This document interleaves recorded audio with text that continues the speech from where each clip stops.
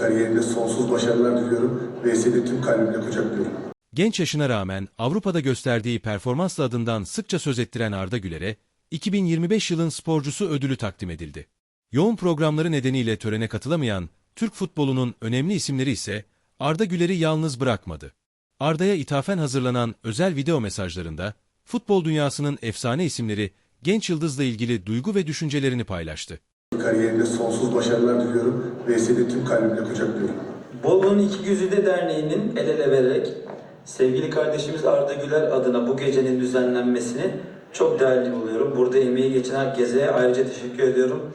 Bolu insanın ne kadar değerli olduğunu, vizyoner olduğunu gösterdiniz. Hepinize çok bir kez daha teşekkür ederim. İnşallah böyle geceler Arda Güler gibi kardeşlerimizin sayısının artmasına vesile olur. Oradaki çok değerli, birbirinden değerli bütün konuklara da buradan sevgi ve selamlarımı gönderiyorum. Herkese güzel bir akşam olsun inşallah. Merhabalar, ben Mesut Özil. Öncelikle tüm Bolu'ya selamlarımı yolluyorum. Bolu platformuna ve Baktır'da özellikle teşekkür ediyorum. Arda Güler kardeşimi yılın sporcusu seçtikleri için.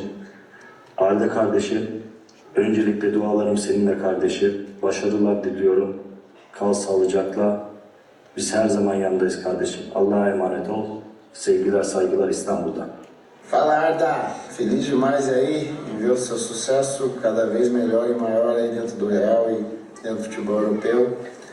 Também te acompanhando muito com a seleção e sempre na torcida pelo melhor, que você consiga seguindo aí fazer o sucesso que todo mundo espera.